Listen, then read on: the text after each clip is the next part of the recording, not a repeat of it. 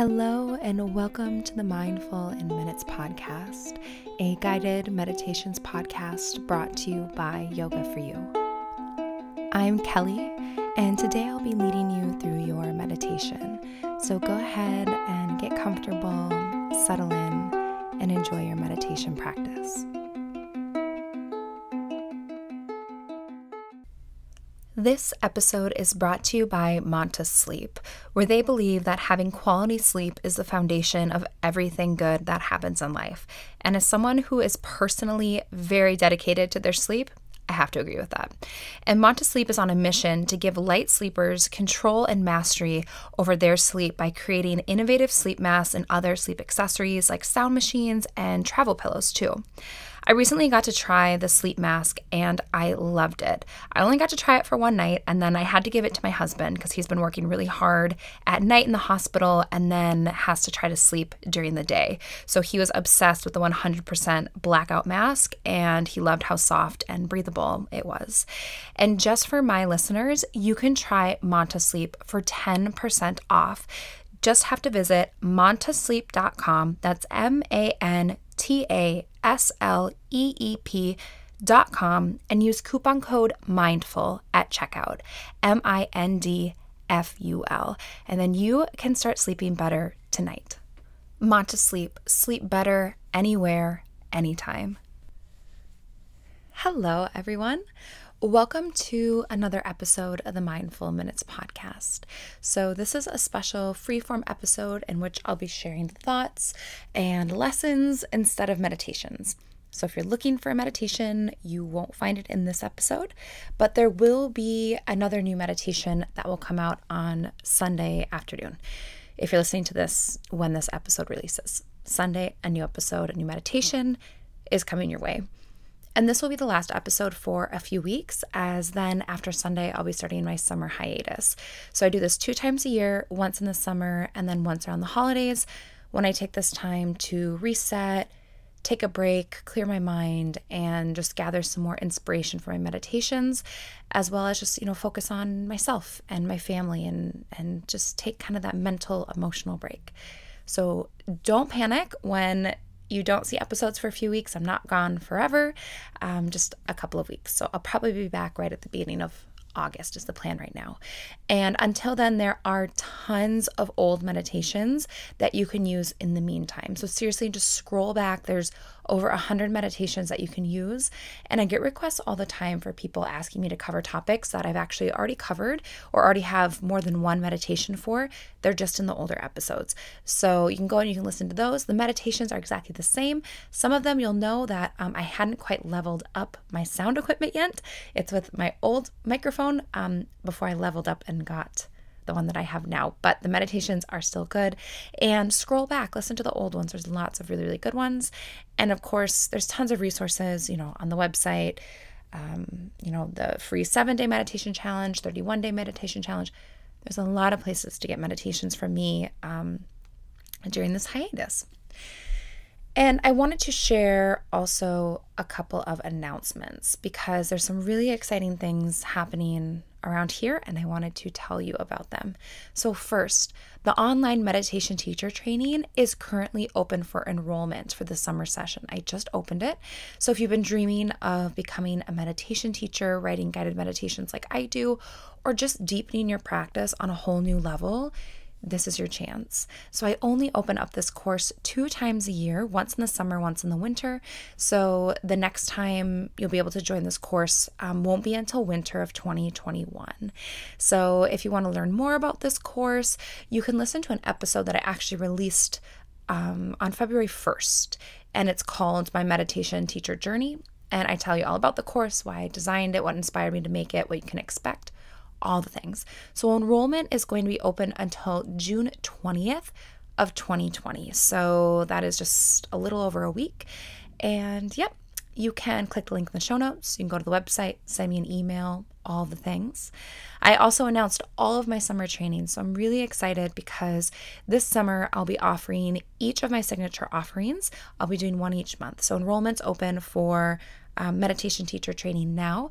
And then I'll be doing 2 live virtual trainings since travel and everything is still a little bit up in the air.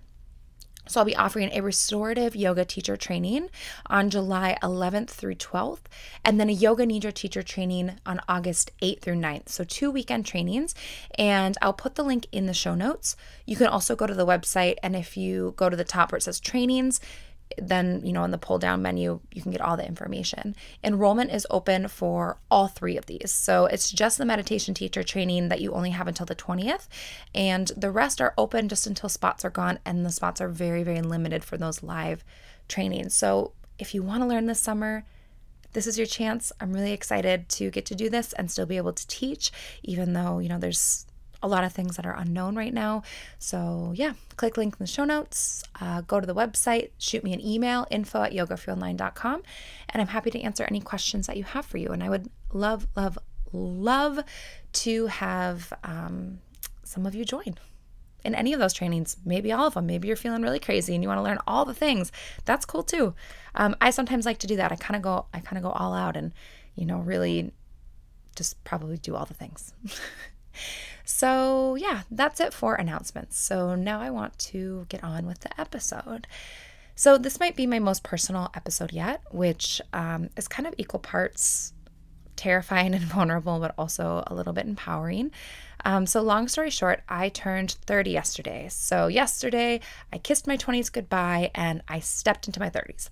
And I have had a lot of people asking me how I feel about turning 30, if I'm doing okay, was I sad? And honestly, completely honestly, no, I wasn't sad. I was doing totally okay. I wasn't sad. I felt good about it. And I wasn't having a crisis about saying goodbye to my 20s. And it really wasn't hard for me to step into my 30s. And I honestly think the reason why is that I really felt like I lived my 20s to the fullest.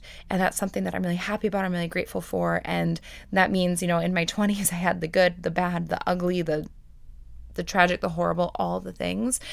And I also feel really grateful for the fact that I was given, the gift of life and that I was able to experience my 20s. And tomorrow is never guaranteed. And the fact that I now get to start a new decade, I think is a really wonderful, beautiful gift. And I really feel like I did a lot in my 20s and I really embraced the journey. And then when it came to start a new decade, I felt good about what I had done. I felt proud of, how I pushed myself out of my comfort zone and did the things that scared me and lived a life that felt good.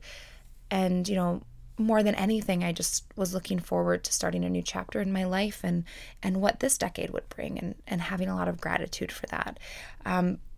But I did kind of feel inspired to, with anything, when you kind of close one chapter and open a new one, I really felt inspired to reflect on the 20s and lessons that I learned. And things that, a lot of them are things that I learned the hard way, which is where that vulnerability piece comes in. And so that's what I wanted to share with you.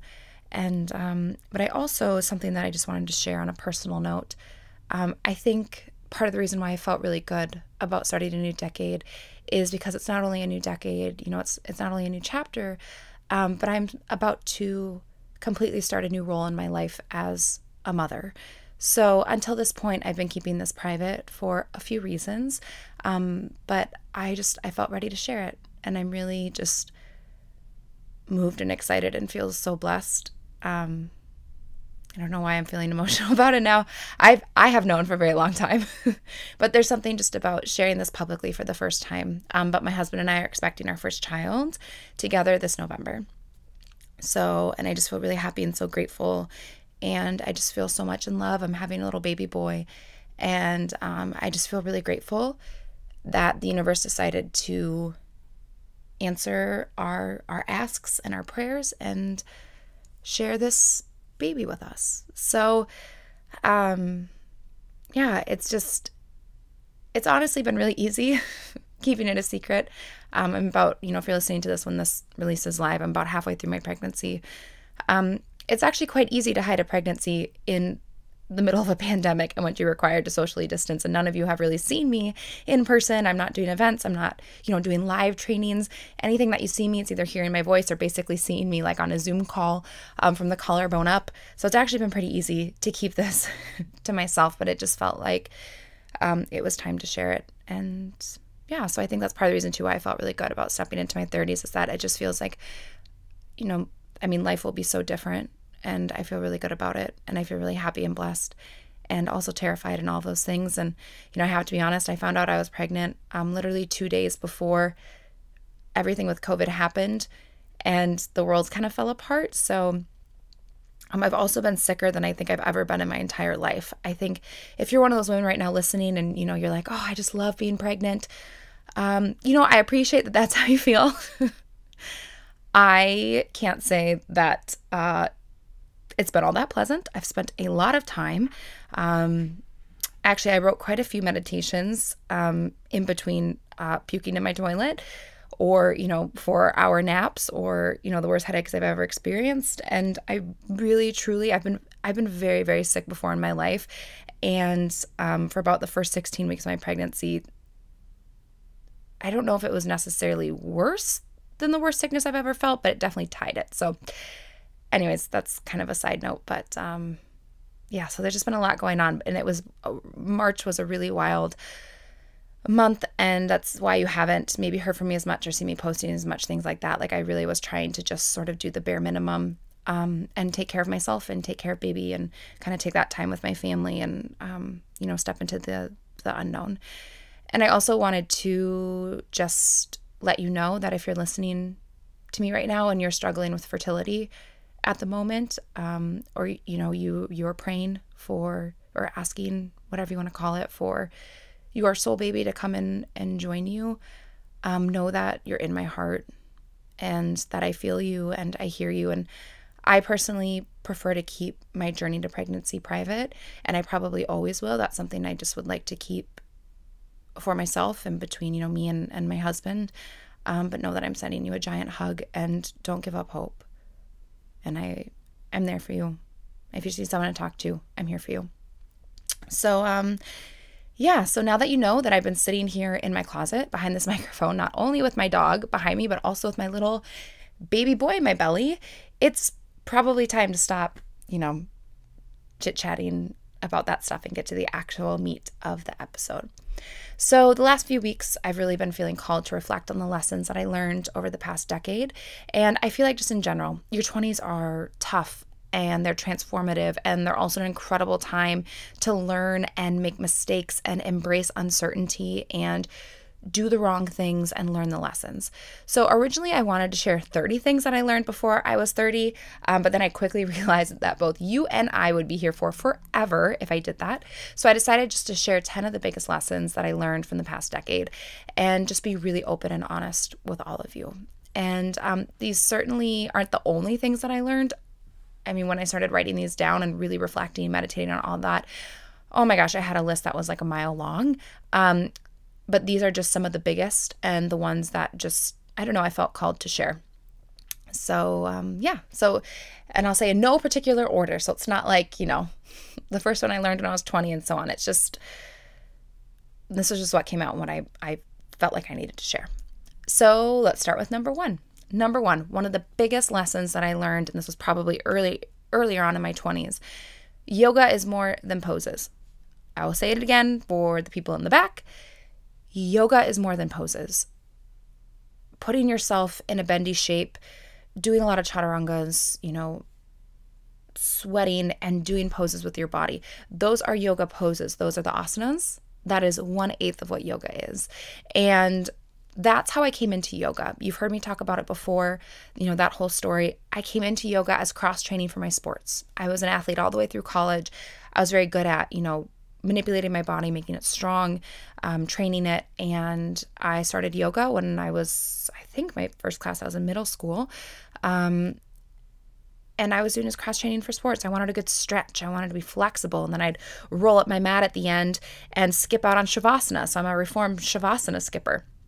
And it's something that, now I joke is one of the most shameful things I've ever done. But it wasn't until, a few things happened. One, when my mom was diagnosed with breast cancer and she no longer could do, a strong physical practice, and we started to explore some of the softer sides of meditation, the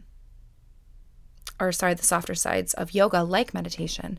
That was the first time I was really introduced to parts of yoga that weren't just the physical shapes.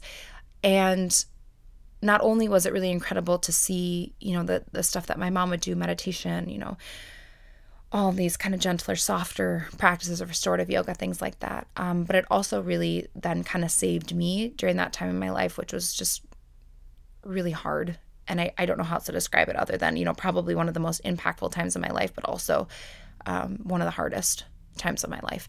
And I started to do a little, meditation, working on my stress, my anxiety, things like that, trying to take care of myself while I was also, taking care of my loved one. And so that's when I was first introduced to it, but I wouldn't say it was until my 20s when I became a yoga teacher, again, to really focus on the physical. And then when I opened up my own studio and I moved to Missouri and I started serving people that they weren't there. They didn't need a hot, fiery power physical practice, right? I had a lot of people that wanted to learn about meditation, that wanted to manage their anxiety, that wanted to, manage their stress. They wanted to learn about, living the yogic life, not just doing the shapes with the body. And that's when I really started diving in and learning about it for myself, because I, thought if I'm going to teach my students, I'm going to share this with them, I really need to know what it's about. And I started taking this journey and really learning about the parts of yoga that are not the physical poses. And it really, really, really, truly changed my life. And it helped me realize that, yoga poses are just putting your body into shapes, but yoga itself, the practice of yoga, is the way that you live your life. It's everything that you do. When I am, when I'm speaking kindly to myself, that's the practice of yoga. When I'm being self-reflective, that's the practice of yoga. When I am patient with others, that's the practice of yoga. When I am just stopping and having a moment to breathe, that is the practice of yoga, and so many other things. And it is everything. Every single moment that I'm living and breathing is an opportunity for me to be practicing and living my yoga. And that, of course, then that lesson in particular really set me on this path that I'm on now, and having this podcast and sharing these things with you, and hoping to inspire and also share tools with others that are perhaps on that same kind of transformational seeking journey. Number 2, this is probably those of you that know me personally or have ever been on retreat or trained with me, you've heard me say this.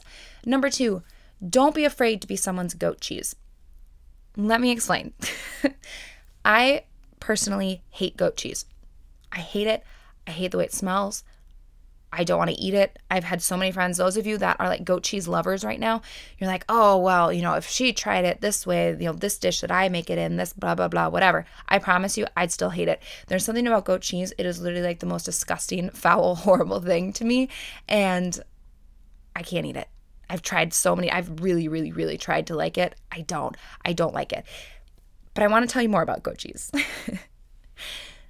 I do not like goat cheese. There are a lot of people out there that freaking love goat cheese. I have friends that probably would like bathe in it every day if they got the chance. And there's some people that just feel indifferent about it, take it or leave it. Just because I do not like goat cheese does not mean that I'm going to go to the grocery store and the cheese shop and demand that it's taken off the shelves and, write emails to goat cheese about how much I don't like it and how it's bad, and assume that just because I don't like it and it doesn't agree with me means that it's bad. And what I mean by this, by don't be afraid to be someone's goat cheese, do not be afraid to be the thing that some people just won't like. That is a part of life. That is something that I have been learning probably all the way up until the very last day of my 20s, when I in fact received an email from someone that just really did not like me because I pronounced my Sanskrit terms with an American accent, and they got really heated about it. And you know what? I was their goat cheese. Obviously, they just don't like it. And I'm okay with that. And to me, not being someone's goat cheese is basically accepting the fact that I'm not going to please everyone. I will never, ever, ever be able to please everyone. There are billions and billions and billions of people on this planet. They will never all love me. They will never all like me. They will never all accept me. And that is okay with me. And I absolutely understand that to some people, I'm their goat cheese. And you know what I do with goat cheese? I just don't buy it, and I just don't eat it, right? I'm not mean about it. I'm not sassy about it. I don't try to convince everyone that goat cheese is the worst thing ever, ever, ever. I just don't eat it. And I mean, my hope is that if I'm someone's goat cheese, they'll just, choose not to consume the kind of stuff that I put out there, and that's absolutely fine with me.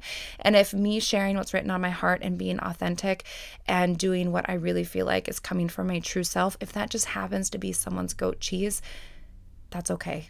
And that was a really hard lesson to learn, that of course we all want to be liked. I would love to be liked. I would love to, have a lot of people like me. But that's just not how it works. And for some people, you will just be their goat cheese, and that is okay. And it's okay with me. And something that kind of is tied into this lesson is I realized quite a while ago, right around the time I was starting my business, that in order to free myself from the judgment of others and kind of free myself from that worry that, oh, what if someone doesn't like me? Or, what if they think I'm bad, or whatever it is. The only way I could free myself from their judgments was to first free myself from my own judgments. And that I had to start seeking validation from within and not basically, from the world around me. So what I mean by that is, when I first started my business, I had a lot of people telling me that it was a bad idea. It was a dumb idea. It was a mistake, that, I should basically use my time better, go after a real job, how embarrassing to have a college degree and then just help people stretch all day, right? These are things that legitimately people very close to me, even people kind of within my family circle, said to me. And it really, really, really hurt. They thought they were trying to basically save me from public humiliation and failure, even though, one, not really their place, which I guess is another lesson that I learned, is like, if someone is trying to stop you from your dream, it might be because, they've always regretted the fact that they never chased theirs. But what I had to learn in that time, and I reflected on why it hurt so bad when people were saying these things, and I realized it was because deep down, I kind of thought those things too. I thought there was a sliver of truth in there, that maybe it was a mistake, maybe it was a waste of time, maybe I would really flop, and that would be embarrassing and hard. And, I'd pour all my money into something and then just have it flop. And it wasn't until I realized that the reason that those people's comments were sticking to me was because I felt like there's a little bit of truth in that, because I was judging myself, feeling like maybe I wasn't good enough and I couldn't do it. And the moment that I released myself from my own personal judgments, everyone else is no longer stuck. And that was so life-changing for me, because then there's so many other things where if I just return back to, myself, which brings me to the other half of that, of kind of don't be afraid to be someone's goat cheese, but don't seek validation from the world around you. Just seek validation from within. And again, you will never be able to please everyone. There will always be someone that does not like you, does not care for you, does not like what you're saying, doesn't like what you're doing, does not like what you're putting out there in the world. You are their goat cheese, and that is okay. When you are trying to seek validation from the world around you, you have so many people that you're kind of counting on to then be that litmus test as to whether you're doing well or you're doing it right or you're good or whatever it is. When you shift that perspective and you begin only looking for validation within, you now only have to please one person, and that's it. You do not have to please the millions of people, that are around you, or the billions of people that are on this globe. You only have to be able to look yourself in the mirror at night. For me, I'm brushing my teeth, looking myself in the mirror, looking myself in the eye, asking myself, am I happy with the person that I am? Am I happy with the choices that I made? Did I feel like I did my best today? Am I trying my best to be a good person? And if those are all yes, then great. Then I have the approval and the love and the validation of just that one person, instead of constantly trying to change myself and do things that aren't me to seek the validation of others. And that really, really changed me and changed the way that I lived my life. And I spent so much time, as I'm sure we all do at some point, especially, in your early 20s, and you just really, I think, especially as a woman, right? You just want people to like you. You just want to be a pleaser. And it can be soul-sucking. And I've just kind of stopped doing that. And I've just started seeking the validation within and speaking what was, in my soul, and not being afraid to be someone's goat cheese. And that really has given me so much freedom in this life, and releasing the judgments that I held on myself, and then those judgments from other people, they're no longer stuck. So number 3, if no one believes or wants to invest in you, believe and invest in yourself, and that is plenty. If you're being called to do it, and it is worth your time, it is worth your belief, it is worth your investment, all of your investment. I'm talking time, it is worth a financial investment, it is worth, if you believe in it, even if no one else believes in it and no one wants to invest in you, believe and invest in yourself, and that is enough. I learned this particularly, I can remember I was 26 years old and I wanted to do my first yoga teacher training. And the reason that I did it, my first 200-hour teacher training, the reason that I did it was because I had a lot of people asking me to do it. And I had a lot of fear. And I thought, okay, what if I'm not good enough, right? This kind of goes into the goat cheese thing and the validation. What if I'm not good enough? What if I can't do it? But I had a lot of people saying, Kelly, we want to take this course from you. We want to learn it. And so I finally decided I was going to take the leap and I was going to offer this course. And I did ask someone, it was very expensive to do that first course. I'll just be completely honest. It's, the cost of materials, registering with Yoga Alliance, and all these things, it was, not to mention the time that went into creating the curriculum, the manual, and all these things. I asked someone to invest in this course to help me get it off the ground. And then they would in turn then, of course, get a return on their investment.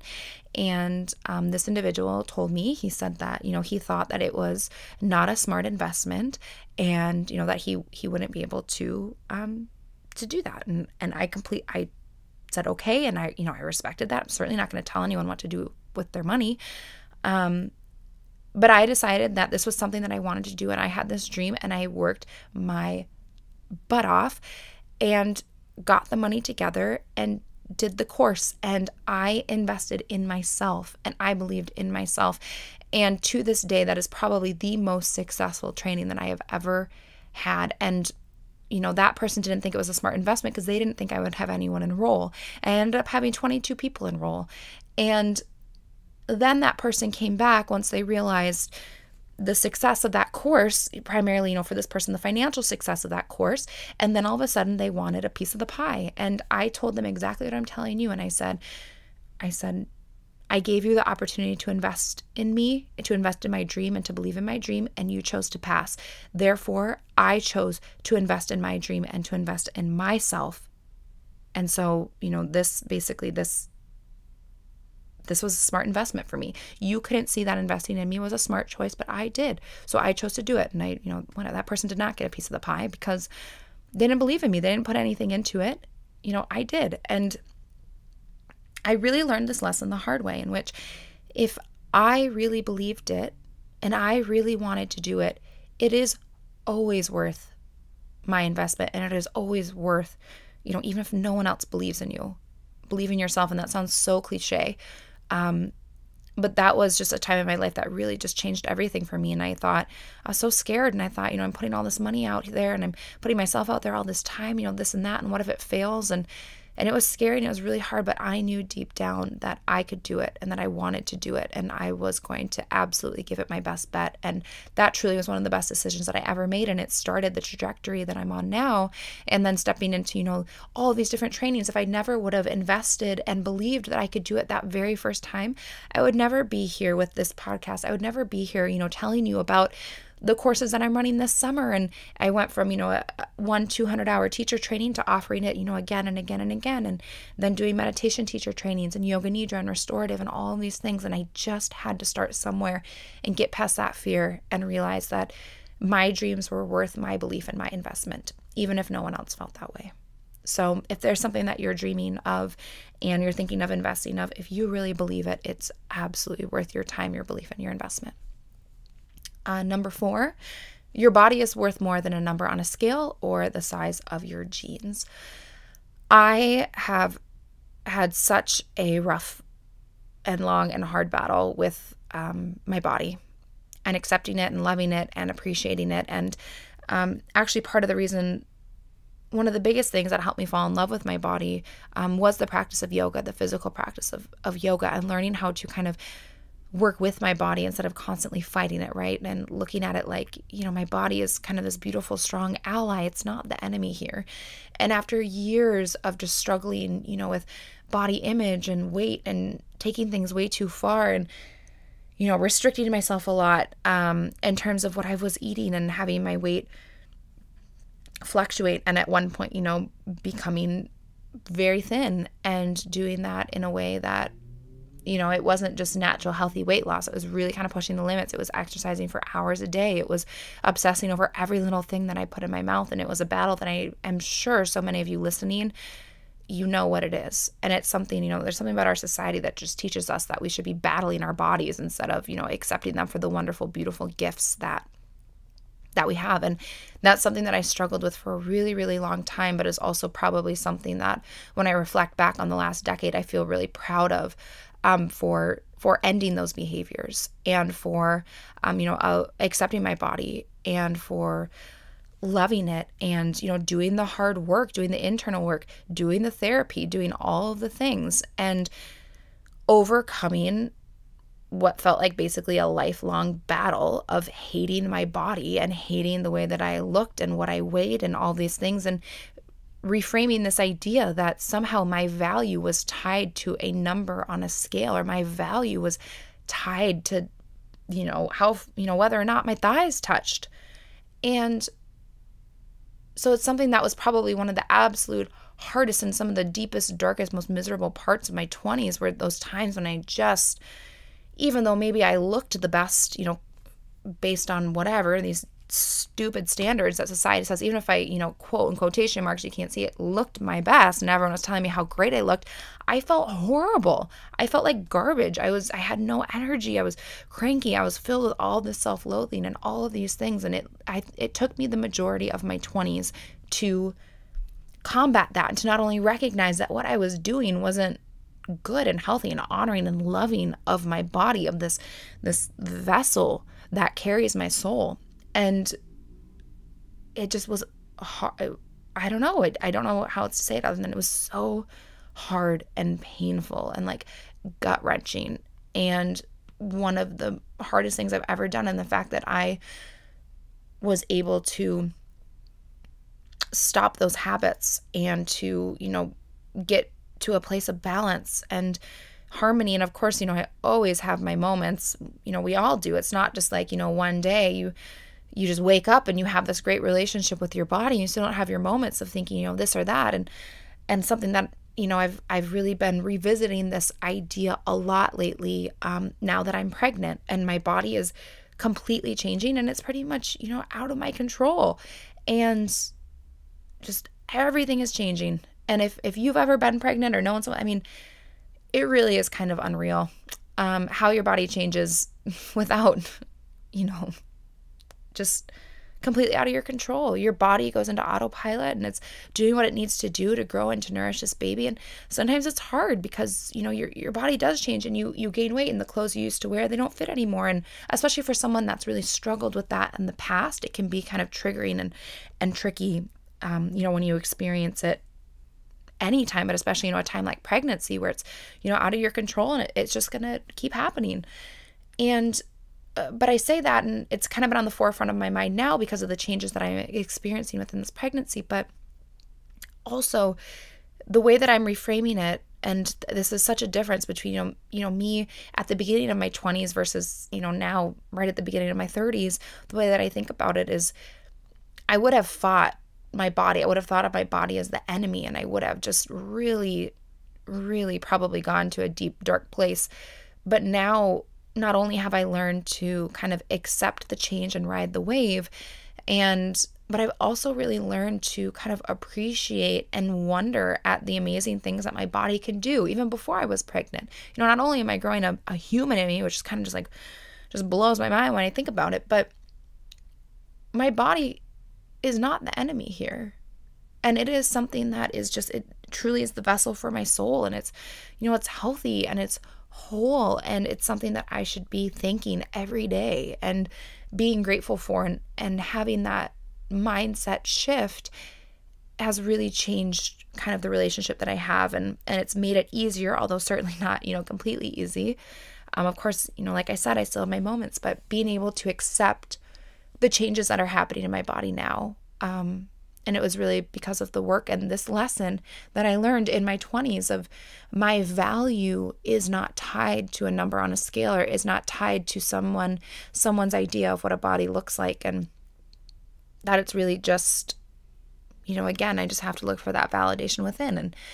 And yeah, that's really, that's probably, it's a huge lesson that I learned in my 20s. And I think it's something that I know a lot of us struggle with, regardless of, who you are, what size you are, what you look like, whatever it is. It's really hard. And we're just kind of raised to like treat our bodies as the enemy in this thing that, we should be changing and sculpting and getting just right. And there's always something wrong with it. Oh my gosh, who knew there could be so many things wrong with your body, right? Just go on the internet and all of a sudden, you'll learn that basically everything's wrong about it. And that's just a lie. That's a huge, fat, giant lie. And something that I worked on for my whole 20s, and the lesson that I learned is that it's just, you don't have to fight your body. You can become friends with it. You can honor it. You can celebrate it. You can, you can love it.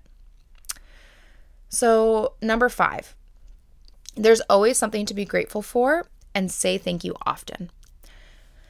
This is something that I learned, I don't even know when. I can't even tell you when. At some point in my 20s, I learned that there's something to be grateful for. And it's something that I've returned to a lot. And the fact that even in your deepest, darkest, hardest days, when literally everything is going wrong, maybe you've experienced trauma and tragedy, and it feels like everything is just wrong and there's no point in going forward, you can always find one thing to be grateful for. And even in the deepest, darkest, hardest parts of my life, just being able to find just that one thing that I can be grateful for. And total honesty, a lot of times it's been my dog Mila. And I know that sounds silly, but even feeling like just everything is wrong, nothing's going right, just being, in the deepest, darkest things of self-loathing, being grateful for the fact that I had her just to pet and to hug and to kiss was enough. And there is always, always, always something to be grateful for. And if you can still find that one thing to be grateful for, all hope is not lost. And that's something that even on my worst days, I return to that. What can I be grateful for? Even if it's just the fact, I'm alive, or I have a home to live in. I have an awesome, huge, giant, sassy, fluffy dog to hug and, sob into her fur. There's always something to be grateful for. And it just really helps to change your perspective. And then also say thank you often. That I've been thinking about a lot recently.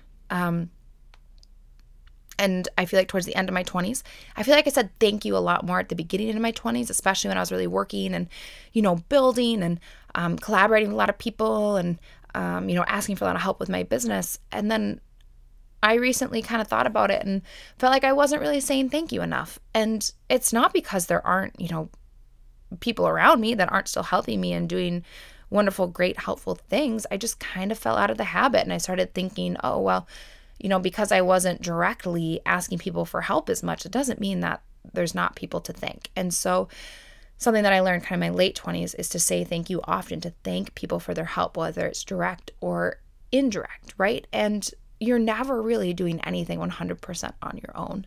And there's a lot of people probably around you that deserve to hear you say thank you, and just try to do that more. And it's something that I think has really helped my relationships. It's something that has really helped to kind of like humble and ground me of, who do I need to thank right now? There's just a lot of people. Like, for example, I often think about how, as cheesy as it sounds, like I need to thank each and every one of you. Like, if you are listening to my voice right now, like I truly, genuinely want to thank you for listening to me and for giving me this space to share what's written on my heart and share my meditations. And, then for sharing that with the people around you and just being so wonderful and kind. And there's so many people, you included, that deserve my thanks.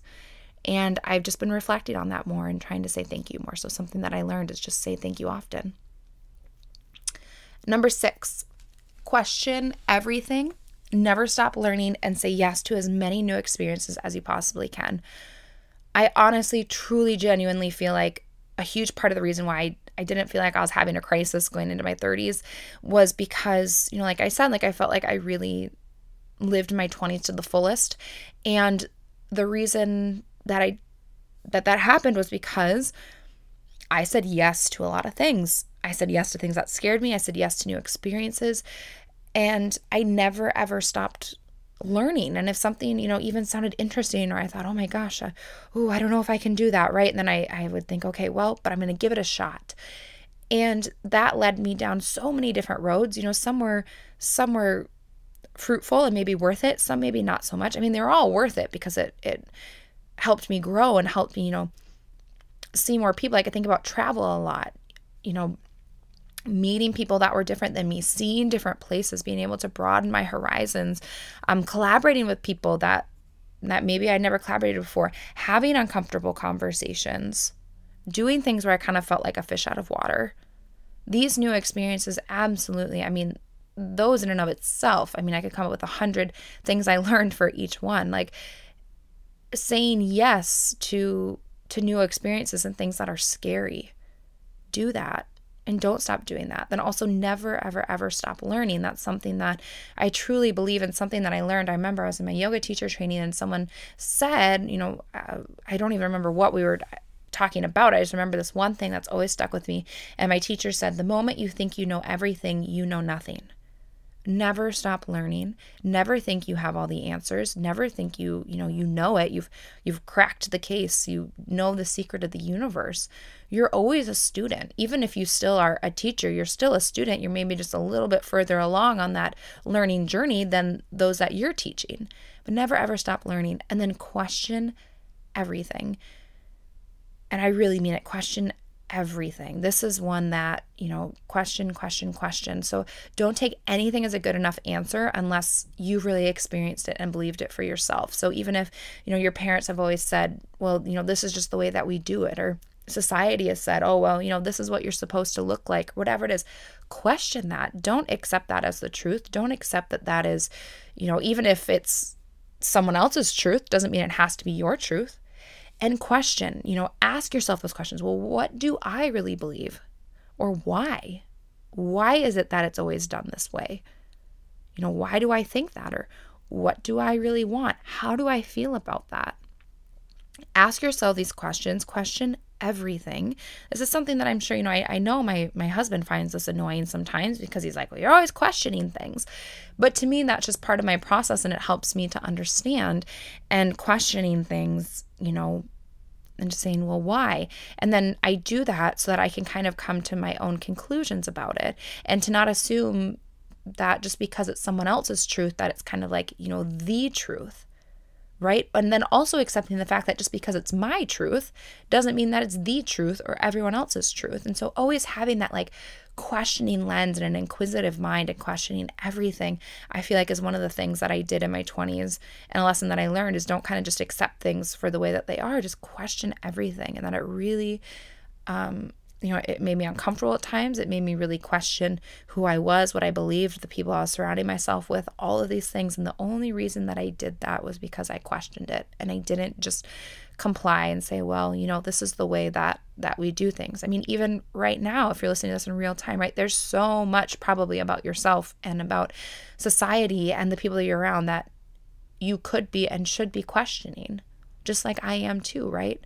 There's a lot that I've been reflecting on and questioning right now. And, especially living in Minneapolis, and, you don't necessarily have to broadcast that whole journey, but question everything. Why do I think that? How did I come to those conclusions? Why is this happening? How am I contributing to this, right? These are the questions that you should be asking yourself. All right, number 7, do the thing that scares you and ask, is this fear keeping me alive or keeping me from living? So that last bit, is the fear keeping me alive or keeping me from living? That's one from one of my absolute favorite books, The Yamas and Niyamas by Deborah Adele. And she, basically the idea is that fear is important, right? There are fears that absolutely keep us alive. My fear of sharks is legitimate, because if I just went up and tried to swim with them all the time, I'd probably get eaten, right? That fear is keeping me alive. I have a fear of fire, right? Because if I didn't, I thought, oh, this thing looks warm and fun, I'll run into it or whatever it is. That fear is keeping me alive. Those fears are legitimate, and they're usually a lot fewer than the fears that are keeping you from living. So fears that are keeping you from living. I'll just share my own personal fears that I've had in my 20s that kept me from living. A fear of not being good enough, a fear of failure, a fear of, what will other people think, a fear of basically, what if I'm not smart enough, pretty enough, knowledgeable enough, basically what if I'm not enough, a fear of, what if I say the wrong thing, do the wrong thing, a fear of, well, what if it's not what I expected, so many different fears that I've had. And basically a lot of them boil down to a fear of failure, a fear of not being enough, a fear of not being liked, and just a lack of belief in myself. Those are fears that keep you from living, right? That thing where, and I hear this all the time from people that are thinking about going on a retreat with me, but they're afraid because they've never traveled outside of their maybe home state or home country before. That is absolutely a fear that's keeping you from living. And that's what I tell them. I say, that's a fear that's keeping you from living. I'm not going to let anything happen to you. You're going to be with me the entire time. I'll hold your hand on the airplane if I need to, right? Like that is a fear. They're holding themselves back from something that they've been dreaming of doing for years often. And it's 100% a fear that's keeping them from living. It's not keeping them alive. And so when fear comes up, and it's going to, because fear is important, ask yourself, is this fear keeping me alive, or is this fear keeping me from living?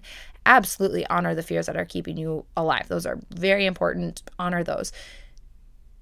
Throw the fears that are keeping you from living, throw them out the window, and do it anyways.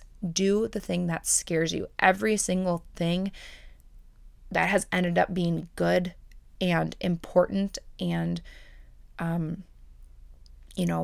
contributed to my growth as a human always started out as a fear. Always, always, always, always, always. And if something scares you, that's an opportunity to dig a little bit deeper and to dig beneath the surface and think, why is it? Why am I so afraid of this thing? And then you just do it anyways. All right. Number 8. The way that you treat others is a direct reflection of how you treat yourself. All actions, good and bad, create a ripple effect. I have to say, I am not proud of the person that I was in my early 20s, and especially the way that I treated other people. Others may disagree, or they think, you weren't a mean person or whatever, but reflecting back on it, I just feel like I was gossiping a lot. I felt like, basically because I was in a dark place, right? So the way that you treat others is a direct reflection of how you treat yourself. I could not truly share kindness and love and compassion with others until I began to share that with myself. And that didn't start happening until probably my mid to late 20s. So my early 20s, I was hurting on the inside, and people who are hurting hurt others. And I just think back on, lots of little things too, little jealousies or little comments or gossips or whatever it is. It was 100% had nothing to do with those people and had everything to do with me. I was hurting on the inside, and so I was behaving in a way that could and sometimes was hurtful to others. And I'm not proud of it. I'm not happy with that. I feel really bad about it. And it's something that, it wasn't until later when I was really doing a lot of this work as to maybe why I felt so unhappy and so just unfulfilled and broken that I really started to recognize how I was projecting that onto others. And not only did it then change the way that I interacted with others, because once I kind of learned how to love and have compassion and kindness towards myself, then I could then give that to others. But it also allows me now to have compassion for those that are maybe struggling and hurting themselves. So those people that do things that are unkind or hurtful.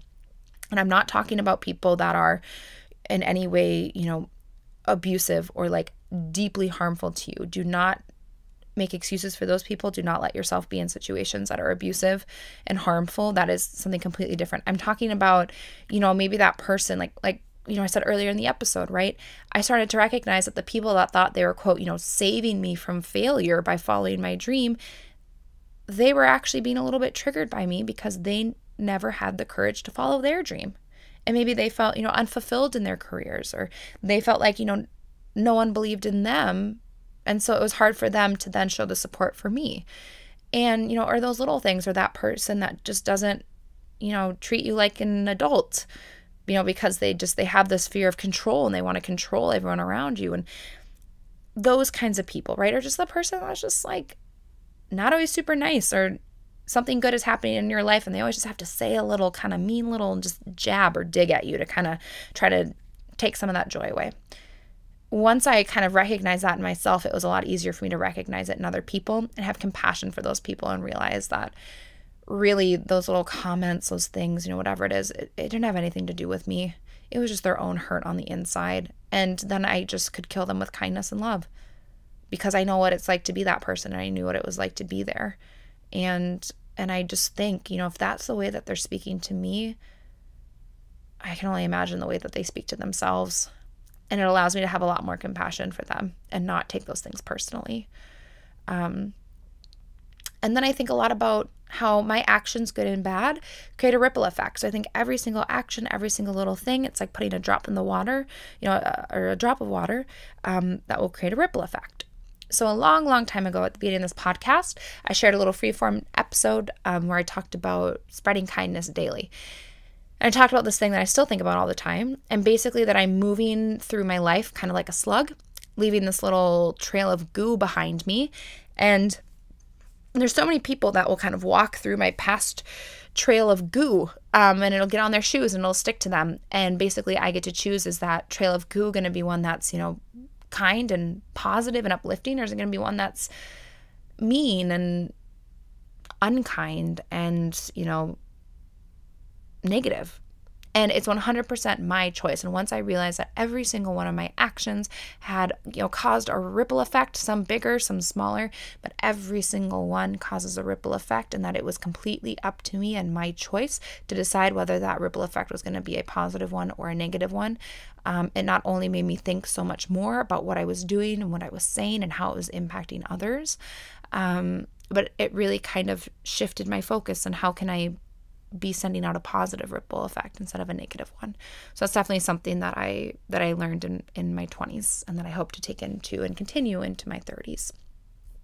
Number 9, ask and you shall receive, although it may come in a surprising package. This one took me a while. The universe pretty much always gives me what I ask for. And a lot of times it's not exactly the way that I asked for it. I have to look for it in surprising packaging. Also, it may not be that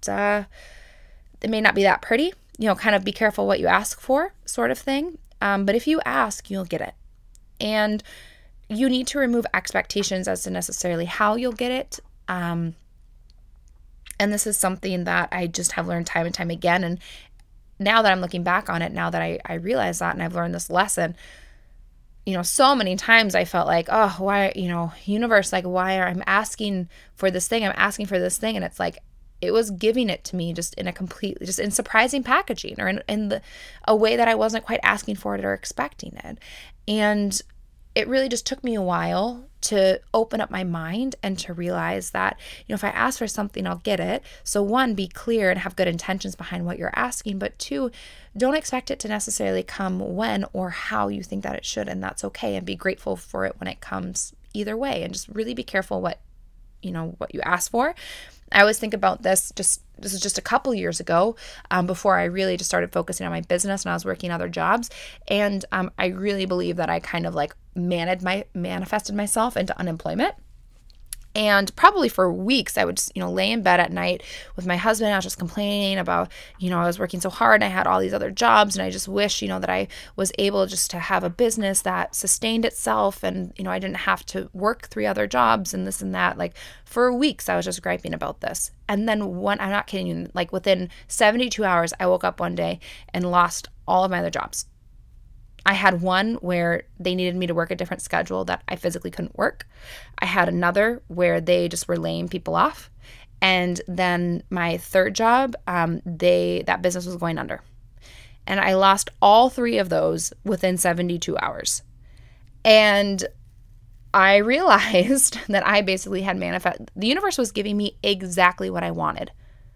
I wanted to just focus on my business, and I wanted to not be able to have to work other jobs. The universe said, oh, you don't want other jobs? Okay, well, here you go. And then I literally lost all of those jobs within like 72 hours.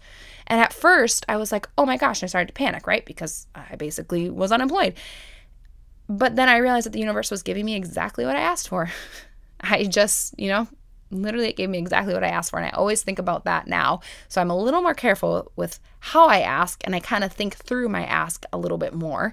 But I also look out for it. It ended up being a good thing, because then I was like, okay, well, this is the opportunity that I was given to really work on my business and to double down and to make this dream of having a business that, sustains me and my family, full time, make that a reality. And I did. But I really learned, that's one that really sticks out in my mind. But I really kind of learned that one the hard way, in which I, have to be careful what I ask for, but also that, it might come in surprising packaging. And so I kind of challenge you just to think about maybe where you've gotten some of the things that you've asked for, but it just might have come in surprising packaging. So I try to keep my eye out a little bit more. And then when it comes to me, even if it's not the way that I necessarily, thought it would or kind of wanted, to still say thank you for that thing. And then last but not least, number 10, probably what I feel like is the biggest and one of the most important lessons that I learned. And that is, happiness comes from within. So live from your soul and do what feels right down to your core, and that you are enough. So this is probably one of the hardest, but also most rewarding lessons that I feel like I learned over the last decade. Is if I truly want to be happy, I have to find that within. And the way for me, and again, this is just for me, was connecting to my true self, getting to know my soul, and then just living from that soul space, doing the things that felt right and good down to my core. Being able to reflect and ask myself, pretty much all of these lessons that I learned, 1 through 9 so far, it all kind of led up to the happiness comes from within. Live from your soul. I really believe that the secret to a fulfilling, happy, and harmonious life is to live from the true self, not having to put on masks for different people, not having to change who you are, not having to, do anything that you're not. Just connecting with your soul and sharing that. And, that kind of all falls into, don't be afraid to be someone's goat cheese, right? My soul is my soul. And that doesn't mean that necessarily everyone's going to like what's written on it, and that's fine, right? And, or maybe it boils down to doing the thing that scares you. Like when I'm afraid, I go into that internal space and ask, my true self, ask my soul, my higher self, my guide, whatever it is, why am I afraid? And kind of reaching down and asking for courage there. When I released the judgment of others and released looking for validation from people around me and just turned inward and looked for validation within me, that was when I was really beginning to start my journey of who am I?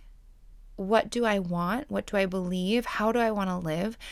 And the more that I connected with who I was and my soul and my true self, the easier that became. And now it's become much easier after a decade of working on this, and just being able to, know what is true to my core, my being, and my essence, and then just doing those things.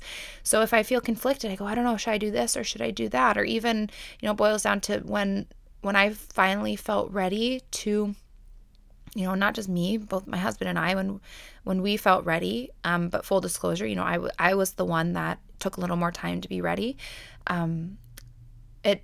I had to ask myself, am I really truly ready for this next role? And I was able to come to a clear conclusion when I was ready for that, because I just was asking my soul space, and when my soul and I felt ready to take on that role. And there's so many things that just, and I feel like this truly is a lesson that I was like, if I could sum up like what my purpose of my 20s was, like it might be this one lesson, because so many of the others fall underneath it, is that happiness just comes from within, and connect to that soul and that true self space, and everything becomes so much easier and so much more fulfilling and joyful and all of these things. And really the only way that, and I I put it last too because it's something that, now that I feel like I've kind of discovered it a little bit, that I need to keep doing it and continuing to strengthen that and continuing to build that relationship with my true self and sharing it and, not being afraid, not trying to hide it away. I mean, I spent so much of my 20s trying to hide who I was and instead be who I thought other people wanted me to be. And I was miserable. I was so miserable, and I felt like I had no guidance, and I felt stuck on everything. I didn't know what I wanted, who I was, where I wanted to go, any of these things. And being able to connect with my true self and my soul and then just start asking and living from that space truly changed everything for me. And that's probably one of the biggest and most important and transformational lessons that I learned over the past decade. So that's it. Those are my 10 things. See, aren't you glad? I didn't try to do 30. Wow, would have been here for forever. If you're still listening, I really, really, really deeply appreciate you listening to this and keeping in mind that these are just my personal lessons and my personal thoughts. And I just wanted to be open and vulnerable and honest with things that I've learned from the past decade. And I just hope that you will be kind about it. And know that if you are feeling the way that, I was really feeling with some of these lessons, and a lot of times I only share the tough stuff and the dark stuff because I know I'm not alone in this. And if you're listening to it being like, well, I'm struggling with that, or, I feel like this, or whatever it is, you are not alone. And do not give up on yourself, and do not give up on your journey. And you are so worth your investment and your belief and your love, and you deserve to be able to look yourself in the mirror and in the eye every single night and be happy and fulfilled and proud and love the person that you see. So that is it. Probably it was my most personal episode ever. I think that was a lot. Maybe I need a little nap now. We shall see. But I will see you on Sunday. Thank you so much for listening. Thank you so much for just being so kind and wonderful to me always. And I'd love to have you in a training, so you can check out the show notes. That's it. I hope you have a wonderful, wonderful day.